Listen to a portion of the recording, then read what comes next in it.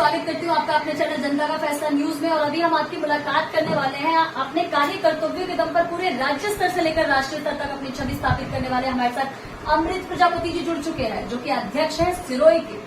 आइए इनसे बात करते हैं और जानते हैं। आप सामने देख रहे होंगे मेरे पास में कि किस प्रकार से हिंदी, इंग्लिश और गुजराती में यहाँ पर जगत हितकारिणी पुस्तक यहाँ पर रखी हुई है और इनकी पूरी टीम इनके साथ यहाँ पर आई हुई है, जो कि लगातार प्रचार प्रसार में जो है वो अपना योगदान दे रही है इनके साथ में। अभी बीते दिन कल इन्होंने दिल्ली के जनकपुरी में अपना प्रोग्राम किया, तिलक नगर में किया।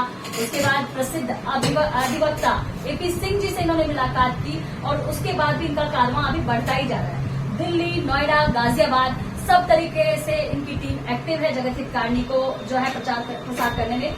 सर्वप्रथम मैं सर आपका स्वागत करती हूँ अपने चैनल में। धन्यवाद सर, क्या कुछ कहना चाहेंगे जगत हितकारिणी पुस्तक के लिए? एक अच्छे व्यापारी, इतना अच्छा आपका व्यापार चल रहा है, इतनी अच्छी आपकी इनकम है, उसके बाद भी सभी चीजों का त्याग कर आपने बाबा अनूप दास जी महाराज का जो पद चिन्हों पर चलना और उनकी जो वक्तव्य है जगत हितकारिणी पुस्तक का प्रचार प्रसार कर रहे हैं, कैसा लग रहा है? कैसे मन बना आपका इस क्षेत्र में आगे बढ़ने का? देखिए, हम निजी स्वार्थ के लिए नहीं निकले हैं, हमें विश्व कल्याण की भावना से निकले हैं। और अनूप स्वामी जी महाराज ने विश्व कल्याण का जो संदेश दिया है, जगत हित का संदेश दिया है कि विश्व के अंदर अमन, शांति और भाईचारा कैसे स्थापित हो। और पहले की तरह जैसे सतयुग था और सतयुग के अंदर जो अमन चैन था, वैसा का वैसा इस धरती के ऊपर कैसे स्थापित हो, उसके लिए हम जन जन तक, गाँव गाँव में, गली गली में, शहर शहर में भटकते हैं, अपने खर्चे से, निजी खर्चे से करते हैं और लोगों को समझाते हैं कि भाई दुनिया के लोगों, ईश्वर परमात्मा ने जो ये ब्रह्मांड बनाया, रचना की है, इस कुदरत ने जो रचना बनाई है, वो कुदरत अपने हाथों से नहीं उजाड़ती है। ईश्वर परमात्मा का उद्देश्य एक होता है, उसका ध्येय, और वो कभी भी बनाई हुई चीज को नहीं बिगाड़ता। ये प्रकृति का नियम है। तो बिगाड़ने वाला कोई और है, तो उस बिगाड़ने वाले की पहचान हमें करनी पड़ेगी।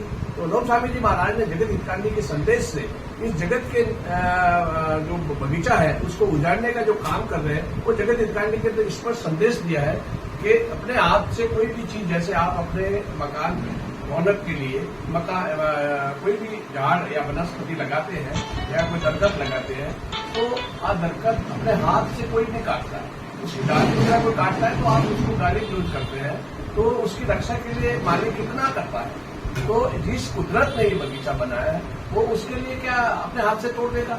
तो जितने भी ये विश्व के अंदर होती है घटनाएं, जैसे भूकंप आते हैं, सुनामी आती है, ज्वालामुखी फटता है, सूर्यग्रहण होता है, चंद्रग्रहण होता है, सारी की सारी जो व्यवस्था है खराब हो रही है, दिन प्रतिदिन खराब हो रही है और आपस में एक मोहब्बत बिल्कुल खत्म हो गई है। आज देखिए देश के अंदर क्या माहौल बना है, विश्व के अंदर क्या माहौल बना है, कितनी लड़ाइयां चल रही है, कितने लाखों लोग मारे जा रहे हैं, उसकी जिम्मेदार कौन है?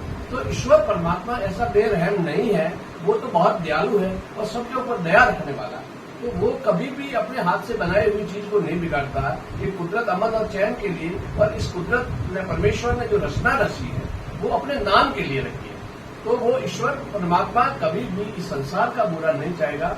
लेकिन कुछ जो तत्व है, एक जन कैसे राक्षसी प्रवृत्ति के लोग हैं, और राक्षसी प्रवृत्ति के लोग हैं, वो इसको पूरे संसार का नक्शा ही बिगाड़ना चाहते हैं। आपस में हेत मोहब्बत खत्म करके, तीन हिस्से के लोगों को खत्म करके अपना शासन स्थापित करना चाहते हैं। वो संदेश हम लेकर के जन जन तक पहुंच रहे हैं और लोगों को समझा रहे हैं कि मेरे भाई, आप हिंदू मुसलमान मत करिए, सब हम है भाई है, एक समान है। हिंदू, मुसलमान, सिख, ईसाई, हम सारे भाई हैं और एक मोहब्बत से रहिए। हमें आपस में नहीं लड़ना है और आपस में लड़िए मत, और एक दिल होकर के इसका मुकाबला करिए। इस संसार में हमें कौन मरवा रहा है, कौन कटवा रहा है, कौन ऐसी शक्ति है जो राक्षसी प्रवृत्ति के माध्यम से इस संसार को उजाड़ने में लगी है? अमृत प्रजापति जी, आप बात केवल समस्याओं पर कर रहे हैं। कुदरत ने हमें दिया, परमात्मा ने हमें दिया, ईश्वर ने हमको दिया, लेकिन इस पे समाधान की बात नहीं कर रहे। आखिर उसको किसने बिगाड़ा?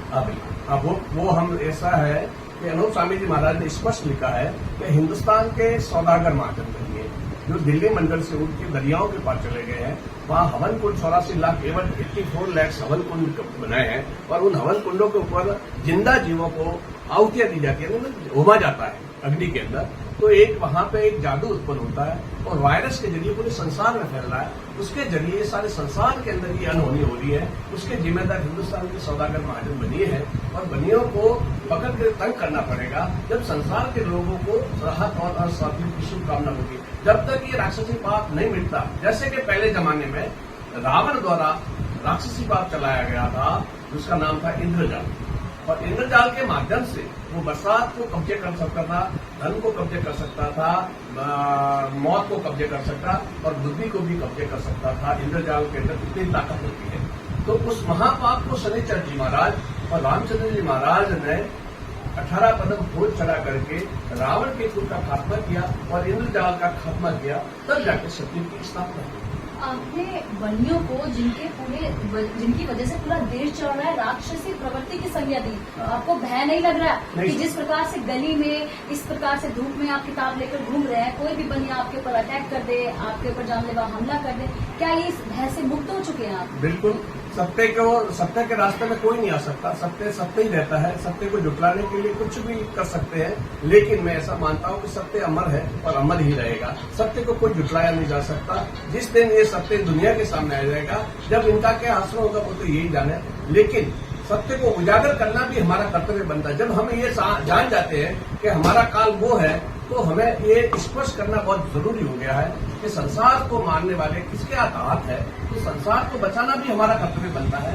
ये हमसे हमारा सबसे बड़ा धर्म है, हमारा ये बड़ा ईमान है और ईमान के लिए हम कुछ भी करने के लिए तैयार है। और मैं अकेला नहीं हूँ, मेरे साथ में लाखों करोड़ों लोग हैं जो इस दिन रात इस काम में लगे हुए हैं और लोग इस काम के लिए अंजाम तक पहुंचाने के लिए हर संभव हम कोशिश कर रहे हैं। हिंदुस्तान ही नहीं, पूरे विश्व के अंदर हमारी ये शाखा है और लोगों को समझाने की कोशिश कर रहे हैं मीडिया के माध्यम से, सोशल मीडिया के माध्यम से। अभी बैठे थे आप, तो आपने कहा 2009 से व्यक्ति एक जगह पर बैठे हुए हैं और वो लगातार अपना विरोध प्रदर्शन जता रहे हैं और अब तक वो कंटिन्यू चल रहा है, तो उस पर प्रकाश डालें। देखिए, हम शिविर जिला कलेक्ट्रेट में करीब 2009 से 23/10/2009 से हम अविरत बैठे हैं और ये हमारा 23/10/9 को 16 साल पूर्ण होने लगा और 17वें साल में प्रवेश करेंगे।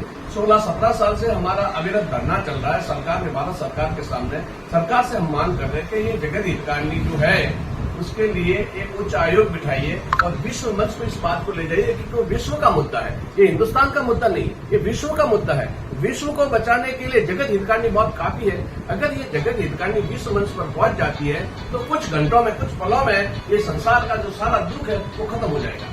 जी, तो आगामी क्या योजनाएं हैं, किस प्रकार से आप आगे का कोई कुछ कार्यक्रम है, कुछ प्रदर्शन वगैरह करने वाले हैं, किस प्रकार से अपना विरोध दर्ज करेंगे? अभी हम दिल्ली में आए हैं और सारी जानकारी ले रहे हैं कहाँ का हमें ये प्रचार करने, हमारा सहयोगी कौन है, जो ईमानदार लोग भी बहुत हैं जो हमें सहयोग करने के लिए तैयार तत्पर है और वो लोगों के बदौलत ही सती पुरुष बहुत होते हैं। ऐसी बात नहीं कि कोई जमीन में बीज खाया है, तो सती पुरुष बहुत है और वो आगे आएंगे, इस बात को झेलेंगे और कहेंगे कि भाई नहीं, हमारी औलाद हमें प्यारी है, तो हम संसार की औलाद को बचाने के लिए निकले कि भाई संसार बचेगा तो हम बचेंगे, नहीं तो संसार नहीं रहेगा तो कुछ भी नहीं रहेगा।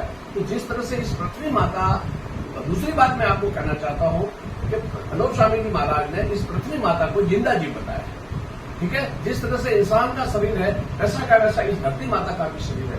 जिस तरह के अंदर हमारे 9 द्वार है, उसी तरह धरती माता के भी 9 द्वार है। जिस तरह से हमारे अंदर श्वास लेने की जो सूर्य है, सूर्य और चंद्र की नाड़ी है, उसी तरह जमीन माता की सूर्य और चंद्र की नाड़ी है, वो हमें दिखती है और उसके प्रकाश से हम जीवित हैं। जिस तरह से हमारे अंदर हड्डियां हैं, तो जो पहाड़ आपको है वो सारे जमीन माता के हार है। जिस तरह से हमारे अंदर नाड़ियां हैं, तो जमीन माता की नाड़ी है वो नदियां हैं। जिस तरह से हमारे ये ओजड़ी है, तो उसी तरह से समुद्र का जो दरिया है, ओजड़ी है, उसको जमीन माता की ओजड़ी बोला जाता है। जिस तरह से हमारे अंदर चर्बी है, तो चर्बी का मतलब होता है, जिस तरह से जमीन माता की चर्बी है वो सोना और चांदी है। जिस तरह से हमारे अंदर गोश्त है वो जमीन माता का गोश्त कहा जाता है।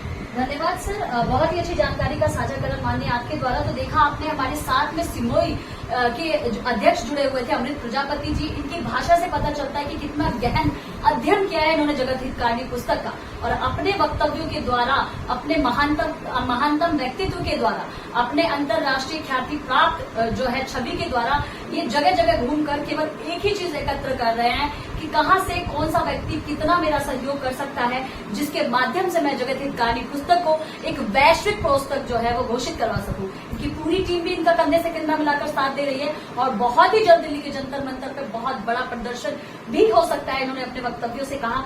कैसी लगी आपको हमारी ये रिपोर्ट? ज्यादा से ज्यादा इस न्यूज को ज्यादा से ज्यादा सरकार तक पहुंचाने की कोशिश करें, जिससे जो प्रकृति जिसको औलाद की संज्ञा दी है अनूप दास महाराज जी ने, उसकी रक्षा हो सके, क्योंकि प्रकृति की रक्षा होगी तो ही हम जीवों की भी रक्षा होगी। एक्सक्लूसिव रिपोर्ट बाय कामनी झा, धन्यवाद।